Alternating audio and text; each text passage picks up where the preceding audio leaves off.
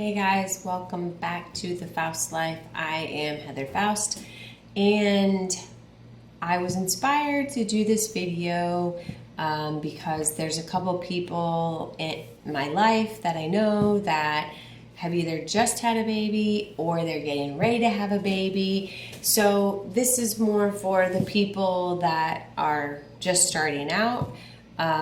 Because obviously my daughter is older and we're not doing pureed foods with her anymore. So I just kind of want to share with you how we did it, because we did not buy jarred baby food for our daughter. Never, not one time. Not when she started out doing pureeds, and not any way leading to how she's eating now. So it's super easy. It's just a little time consuming. And maybe not initially, because initially you're only introducing one thing at a time, so you're really only making one thing at a time. But once they can eat a variety of different foods, then it's a little more time consuming if you do it all at once. So how we did it was on a Sunday. It would take us a couple hours. Once our daughter was able to eat, 4 and 5 different things, we would make up 4 or 5 different things, and it would take us a couple of hours and we'd be done, but then she'd have enough food to last for a week or two, however it worked out. But so this is basically what we did. We first started out with the rice cereal, and I cannot remember the name of it, but if I do, I'm going to put a link to it in the description, because it was an awesome rice cereal baby food. It was all organic and it was gluten-free, so it didn't contain all of that stuff that your baby really has a hard time digesting and breaking down anyways. So if I remember that, I'm going to put a link to that in the description so that if you're interested, you can check it out. So she first started out with that. We mixed her rice cereal with breast milk. If you formula feed, then you just mix it with formula feed, give them to them, blah, blah, blah. Then that continues for however long until either you guys are ready to move her up or your doctor says it's time. We waited until our doctor said that it was time to start introducing Sadie to vegetables. So the first vegetable that we started with was green beans. And what we did was we bought fresh green beans. We didn't buy canned green beans. We bought fresh green beans, and then we washed them, and then we put them in our steamer. And we have a Black & Decker steamer. I think this is an older one, but it works great. I think we steamed them for about 15 or 20 minutes. When they were done, we spread them out, let them cool completely, and then we put them in our blender, which we have the Ninja Blender Duo. And if you don't have this thing, you should get it because it's amazing. It's got a couple different attachments to it, and we love it, and we use it for a lot of different things. But anyways, so we would put the green beans or whatever we were making inside of the blender, and we would put a little bit of breast milk in there, and then we would blend them up. And I think on ours there's a setting for puree, so we would puree it, and if it was too thick, we would add a little more breast milk. If you're bottle feeding, formula feeding, then you would just add some formula. Just be careful, because if you put all of your green beans in and you add a bunch of either breast milk or formula, then if it's too runny, you don't have any more green beans to make it thicker. So we would just put a little bit of the liquid at a time, puree it up. If it was still too thick, we'd add a little bit more. It's easier to do it that way than go, oh crap, I don't have any more green beans, and now it's super runny. So that's what we did. After we got it all pureed up and it was at the consistency that we wanted, we literally would pour it out into ice cube trays. This 1, 2, 4, 6, 8, 10, 12, 14. This is a bigger one, 16 cubes. I think most of our other ones are 12. But yeah, we would pour it out in here, and then we would freeze it. And after, they were done freezing, we would take them out and we would put them in these Ziploc bags that have the description and the date on there. So in the description, we would write green beans or whatever fruit or vegetable that it was, and the date. And the date is important because most of this stuff is only good frozen for 3 months. So after 3 months, then you have to get rid of it. Initially, at first, you're probably never going to have that issue because you're using them consistently because you're only introducing one at a time. Once they can eat 4 and 5 and 6 different things, then the date is super important because you're not going to feed them green beans every single day. Once they're eating other things, you would, however you want to do it. But just what I'm saying, put the date on because they're only good for 3 months. So after that, they get freezer burnt and you have to get rid of them. So there's that. That's the simple basic steps of how we did it. So let me just say this. Everything that we steamed was like green beans, peas, broccoli, cauliflower, Brussels sprouts,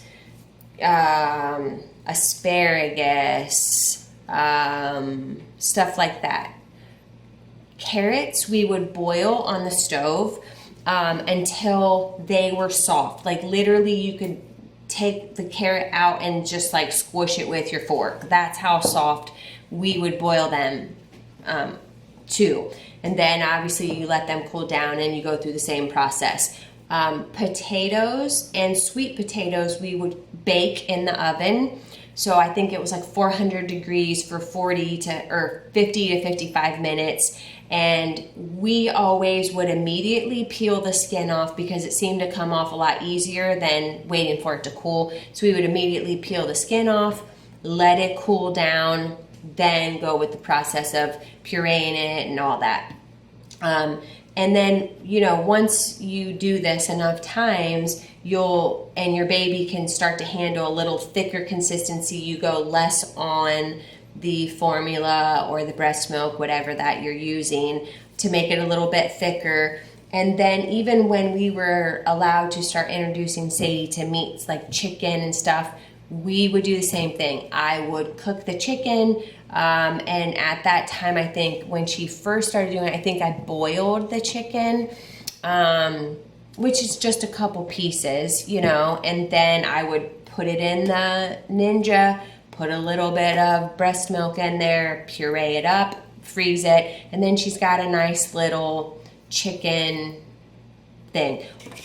Before I forget, one good thing about doing it this way is if you breastfeed like I did, you never really know how much milk that they're getting. You don't pour it out and measure it, they're just getting it. So the one thing that I loved about this, which was so reassuring for us, was that each one of these squares is about 1 ounce of food.